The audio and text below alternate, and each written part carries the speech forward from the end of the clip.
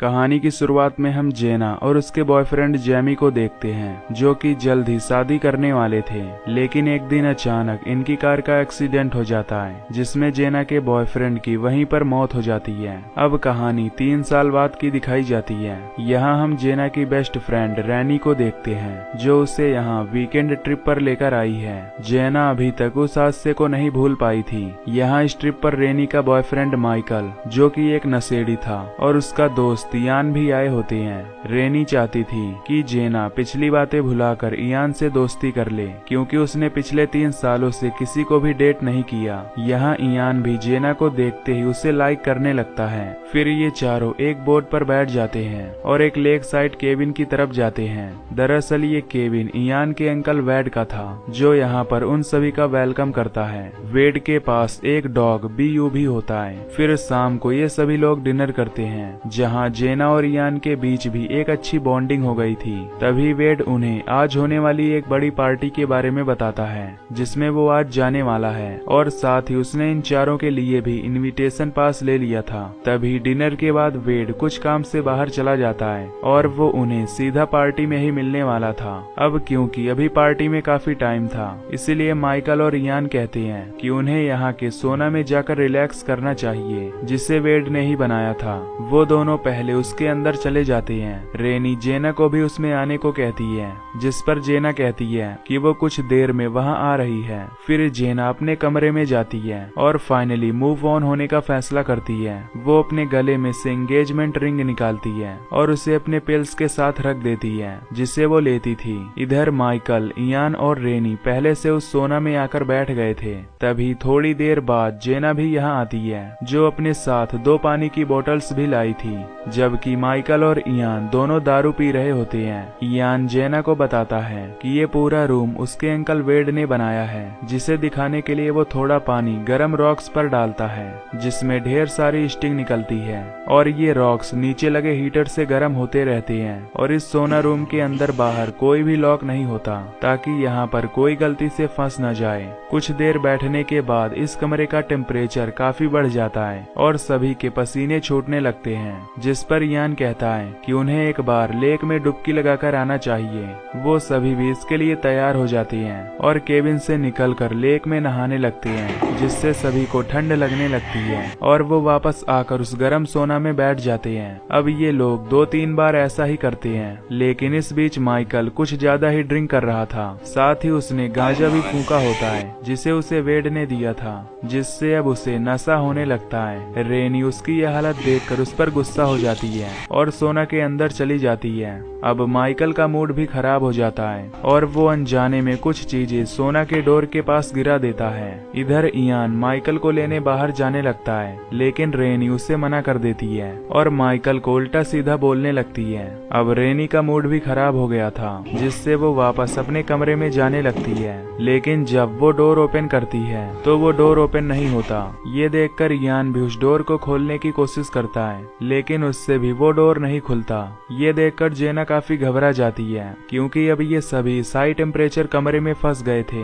रैनी Michael पर चिल्लाती है, क्योंकि उसे लग रहा था कि माइकल उनके साथ कोई प्रैंक कर रहा है। इयान भी उसे आवाज लगाता है, लेकिन उन्हें कोई जवाब नहीं मिलता। तभी जेना को पैनिक अटैक आने लगते हैं, क्योंकि आज उसने अपनी पिल्स भी नहीं खाई थी, और अब तीनों को डर लगने लगा था कि अगर माइकल नशे में बेहोश हो गया होगा तो वो सीधा सुबह ही उठेगा। साथ ही वेड भी यहाँ नहीं आएगा, क्योंकि उसके हिसाब से ये सभी पार्टी में होंगे। उस सोने में एक छोटे कांच की विंडो भी बनी हुई थी, जिसमें इयान देखता है कि दरवाजे को कोई चीज ब्लॉक कर रही है। अब रैनी भी डरने लगती है, क्योंकि अगर ये जल्दी यहाँ से बाहर नहीं निकले तो गर्मी से ये मारे जाएंगे, और इसका हीट कंट्रोलर भी बाहर ही लगा हुआ था, जिससे उसे कंट्रोल नहीं कर सकते।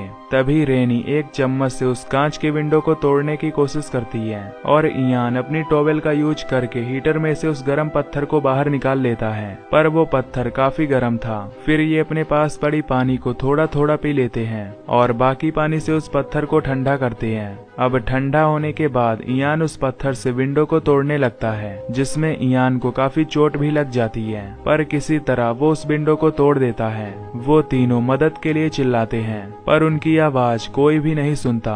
तभी वो देखते हैं कि एक लकड़ी की लेडर उस दरवाजे पर फंसी हुई है, और माइकल का कोई पता नहीं था। इयान टॉवेल में पत्थर लपेटकर उस लेडर को हटाने की कोशिश करता है, पर कोई फायदा नहीं होता। अब उस सोना में गर्मी बढ़ती ही जा रही थी, जिस पर रेनी उस थर्मल स्टेट को तोड़ने के लिए कहती है ताकि उससे वो हीटर बंद हो जाए, लेकिन इयान उससे मना कर देता है क्योंकि अगर इससे उल्टा हो गया तो हीटर यहाँ का टेम्परेचर मैक्सिमम 247 डिग्री फ़ारेनहाइट तक पहुँचा सकता है, जिसमें इनके बॉडी की स्किन पिघलना शुरू कर देगी। जेना भी रेनी को ऐसा करने से रोकती है, जिससे उन दोनों में थोड़ी बहस हो जाती है। तभी इयान की नजर यहाँ लगे बल्ब लाइट पर जाती है, जिसे देखकर इयान को लगता है कि अगर वो यहाँ से फ्यूज उड़ा दे तो केबिन की पावर कट हो जाएगी, जिससे शायद हीटर भी बंद हो जाएगा। फिर इयान एक बल्ब निकाल कर उसे गीला कर देता है और उससे फ्यूज उड़ाने की कोशिश करता है। तभी इससे कमरे के सभी बल्ब फूट जाते हैं, पर फिर भी पावर कट नहीं होती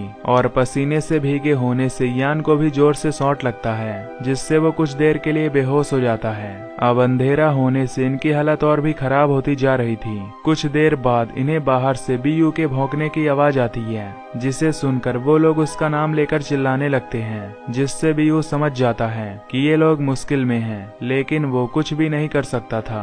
बीयू भागते हुए वेड के पास जाता है, जिसे टाउन के फेस्टिवल के लिए पटाखे जलाने का काम मिला होता है। बीयू ट्रक में बैठकर भौंकने लगता है, जिसे देखकर वो समझ जाता है कि बीयू उसे घर चलने के लिए बोल रहा है, जिसके बाद वो घर के लिए निकल जाता है। पर तभी रास्ते में ही उसे माइकल मिल जाता है, जो कहीं बाहर से आया था। वेड उससे बात करने में बीयू का भौंकना नजरअंदाज कर देता है और उसे लगता है कि ये पटाखों की वजह से डर गया है। वेड माइकल से पूछता है कि वो यहाँ अकेला क्या कर रहा है। फिर हमें पता चलता है कि सोना के डोर के पास वो सीढ़ी गिराने के बाद माइकल उसी काउच पर बेहोश हो गया था और जागने के बाद उसे कुछ भी याद नहीं था कि उसने सोना के डोर के पास कोई सामान गिरा दिया था और उसके दोस्त उसके अंदर थे। वो सोना को छोड़कर पूरे घर में अपने दोस्तों को ढूंढता है, लेकिन जब उसे कोई भी नहीं मिलता तो उसे लगता है कि वो लोग उसे अकेला छोड़कर पार्टी में चले गए हैं। जिसके बाद माइकल भी उस पार्टी में जाता है, लेकिन बिना पास के उसे पार्टी में नहीं घुसने दिया जाता, जिससे निराश होकर वो वापस से केबिन पर लौट आता है और अब उसे यहाँ वेड मिल गया था। वेड उससे कहता है कि हमें भी कहीं चलकर गांजा फूकना चाहिए और फिर दोनों वहाँ से चले जाते हैं। इधर सोना के अंदर सभी की हालत खराब होते जा रही थी और इनके पीने का पानी भी खत्म हो गया था। अब रेनी ये बर्दाश्त नहीं कर सकती थी, इसीलिए वो पत्थर उठाकर उस डिवाइस को तोड़ने लगती है। तभी जेना उसे रोकते हुए कहती है कि इससे हालात और भी बिगड़ सकते हैं, जिससे दोनों में लड़ाई हो जाती है और जेना गलती से पत्थर रेनी के सर में मार देती है, जिससे रेनी वहीं पर बेहोश हो जाती है। इयान रेनी को चेक करके कहता है कि अभी तो ये जिंदा है, पर अगर उसका खून बहता रहा तो इसकी मौत भी हो सकती है। ये सुनकर जेना पैनिक होने लगती है और वो खुद ही उस पत्थर से उस थर्मल स्टेट को तोड़ देती है और अब जिस चीज का डर था वही होता है। टेम्परेचर कम होने के बजाय मैक्सिमम स्पीड से बढ़ने लगता है। अब ये देख इयान का दिमाग खराब हो जाता है और वो पागलों की तरह हंसने लगता है, जिसे देखकर जेना की और ज्यादा फटने लगती है। तभी इयान उस हीटर को हिलाने लगता है, जिससे उसकी बॉडी भी जल जाती है, लेकिन वो फिर भी नहीं रुकता। तभी वो हीटर की गैस पाइप ही तोड़ देता है, जिससे गैस लीक होने लगती है और इयान के मुंह पर एक धमाका होता है। लेकिन जेना किसी तरह दरवाजा खोल लेती है और बाहर आकर ढेर सारा पानी पीती है। इसके बाद वो अपने रूम में जाकर रोने लगती है, लेकिन तभी हमें पता चलता है कि जेना असल में हैलुसिनेट कर रही थी और असल में वो अभी भी सोना के अंदर ही फंसी हुई थी और धमाके में उसे भी थोड़ी चोट आई थी, पर इयान इस धमाके में मारा जाता है। साथ ही इस कमरे में हीटर की गैस लीक हो रही थी। इधर रेनी को होश आने पर जेना उसे टॉवेल से विंडो के पास बांध देती है ताकि वो ताजी हवा में सांस ले सके। फिर जेना उस लकड़ी की चम्मच को उस गैस पाइप में लगाकर गैस लीक होने से रोक देती है, लेकिन अब बढ़ती हुई गर्मी के कारण जेना खुद वहीं पर बेहोश हो जाती है। फिर हम माइकल को देखते हैं, जो वापस से केबिन में आ गया था। तभी हम फ्लैशबैक में देखते हैं कि कैसे नशे में उसने सीढ़ी को डोर पर रख दिया था, जो बाद में खिसक कर दरवाजे में फंस गई। तभी कुछ घंटों बाद वेड यहाँ पर आता है और सोना रूम की तरफ जाता है, जिसके विंडो पर उसे रेनी का सर दिखाई देता है। अगले सीन में हम देखते हैं यहाँ पर पुलिस और एम्बुलेंस आई होती है, जहाँ जेना और रेनी जिंदा बच गई थी। वेड पुलिस को सब कुछ बताता है। वहीं माइकल एक जगह बैठकर रो रहा था, क्योंकि उसी की वजह से उसके दोस्त इयान की जान गई थी। और ये मूवी यहीं पर खत्म हो जाती है। तो दोस्तों, अगर आपको ये वीडियो पसंद आई हो तो चैनल को सब्सक्राइब कर देना। बाकी मैं मिलूंगा आपसे अगली वीडियो में। Till then take care, love you, bye bye.